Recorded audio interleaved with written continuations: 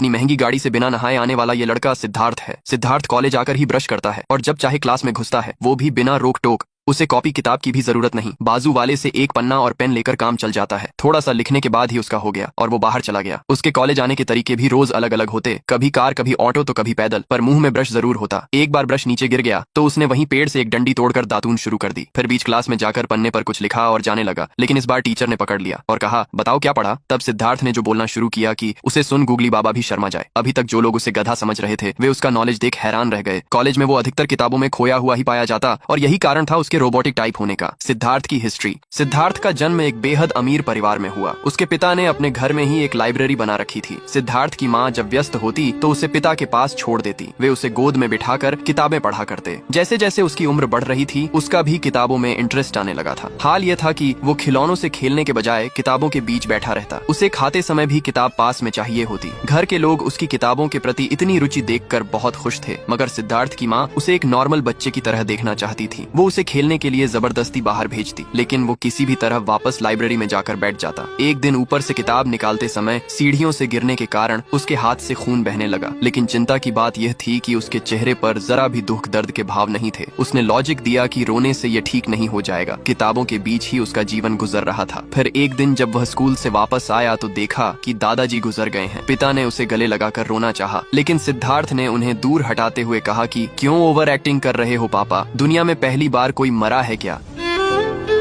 आज अचानक सिद्धार्थ ने किताब से ध्यान हटाते हुए खाने की फरमाइश की तो माँ ने खुश होकर कहा कि मैं अभी 2 मिनट में मैगी बनाकर लाती हूँ। माँ के जाते ही सिद्धार्थ का टाइमर शुरू हो गया। 2 मिनट पूरे हो गए पर मैगी नहीं आई, लेकिन भूख लगी थी तो कुछ तो खाना ही था। उसने अपने आस पास लगे पेड़ों को स्कैन करना शुरू कर दिया। उसे एक पेड़ मिला जिसे खाना सेफ रहेगा, और फिर क्या था, सिद्धार्थ ने पत्ती खाना चालू कर दिया। माँ मैगी बनाकर लाई तो देखा कि बेटा तो जुगाली कर रहा है। उसने कहा, बेटा ये बकरी के लिए छोड़ दे, तू मैगी खा। सिद्धार्थ ने लॉजिक दिया कि खाना पेट भरने के लिए खाया जाता है, स्वाद तो सिर्फ जीभ की तृप्ति के लिए है। सिद्धार्थ के साथ सिर्फ खाने की ही समस्या नहीं है। एक रात तो हद हो गई, सभी लोग उसे ढूंढ रहे थे, लेकिन वह मंदिर के आगे सड़क पर सोता हुआ पाया गया। पूछने पर बताया कि नींद आ रही थी तो सो गया। उसने कहा, अबे पप्पू, घर जाके भी तो सो सकता था। सिद्धार्थ ने लॉजिक दिया, जब नींद आए तभी सो जाओ कहीं भी। बेचारे माँ बाप तो उसे पैदा कर पछता रहे थे। वो घर में भी दिन भर लाइब्रेरी में बैठकर बुक्स पढ़ता रहता। फिर उन्होंने उसकी सारी किताबें छुपा दी और अमीर बाप ने उसके लिए एक कॉलेज ही खोल डाला ताकि वो बाहर की दुनिया में घुल मिल सके। कॉलेज में इंदू नाम की लड़की पता नहीं उस झंडू की किस अदा पर फिदा हो गई। एक दिन एक लड़की ने सिद्धार्थ को प्रपोज कर दिया, मगर उसने बिल्कुल मना कर दिया क्योंकि वो काम वाली बाई से सच्चा प्यार जो करता है।